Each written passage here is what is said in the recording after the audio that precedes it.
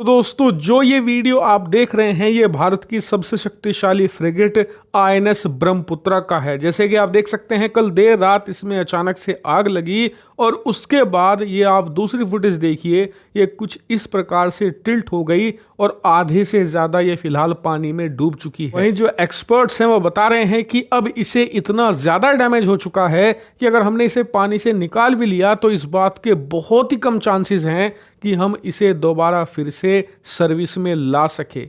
और ये भारत के लिए यकीन मानिए बहुत ही दर्दनाक झटका है। क्यों? क्योंकि ये वाकई में ही बहुत ताकतवर थी। कितनी, इस बात से अंदाजा लगाइए कि भारत का इस समय सबसे ताकतवर नौसैनिक हथियार है आईएनएस विक्रांत, जो कि करीबन 45,000 टन वजनी है। और आपको बता दूं हमारा पड़ोसी देश चीन, उसकी नौसेना का भी सबसे ताकतवर हथियार है एयरक्राफ्ट कैरियर शैंगडोंग और उसका वजन भी करीबन 48 से लेकर 50,000 टन है।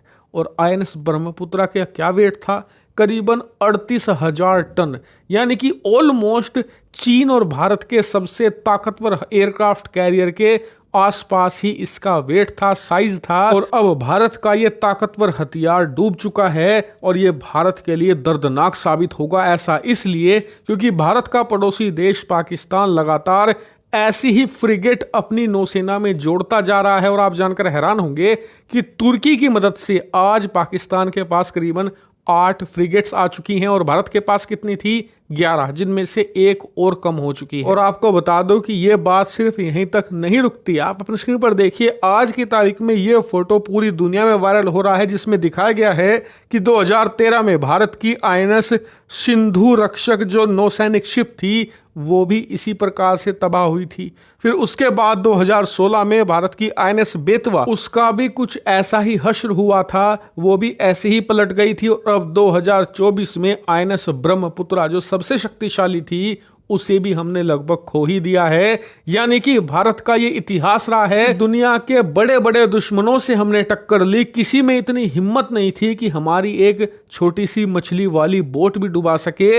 लेकिन हम खुद अपने हाथों से बड़े बड़े शिप्स, बड़े बड़े जंगी बेड़े पानी में दफन कर चुके हैं और लगातार ये होते जा रहे हैं। ये एक्सीडेंट एक दो बार का वाकया नहीं है, हर कुछ सालों के बाद इसी प्रकार से हम अपनी शिप्स खो रहे हैं। हालांकि आपका सवाल होगा कि आईएनएस बेतवा किस प्रकार से डूबी, क्या इसको लेकर कुछ रिपोर्ट आई है? तो देखिए, इन्वेस्टिगेशन अभी जारी है, लेकिन जो इनिशियल रिपोर्ट्स हैं उसमें बताया गया है कि ये हैंडलिंग के दौरान हुआ हादसा है। और आपको बता दो, आज तक जितने भी इस प्रकार के हादसे हुए हैं सब हैंडलिंग के दौरान होते हैं, क्योंकि हमारे यहाँ पर इंटरनेशनल स्टैंडर्ड मेंटेन नहीं किए जाते हैंडलिंग के ड्यूरेशन में। और आसान भाषा में कहूँ तो हम हाथी बना जरूर लेते हैं, खरीद भी लेते हैं, लेकिन हमें उन्हें रखना ढंग से नहीं आता।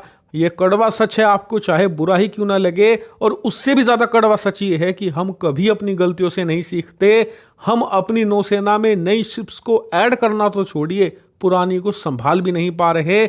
इसीलिए अब समय आ गया है कि नौसेना और सरकार इसकी जवाबदेही तय करे और इसकी फुल रिपोर्ट जनता के सामने जाहिर करे, वरना इसका कोई मतलब नहीं बनता। देश की जनता कमर तोड़ मेहनत करके टैक्स देती है, लेकिन उनके टैक्स के जो सामान होते हैं, जो हथियार होते हैं, उनका सही रख रखाव नहीं हो पाता, तो फिर खरीदने का पॉइंट ही क्या है? हालांकि इस मुद्दे पर आपका क्या मानना है कमेंट करके जरूर बताइए।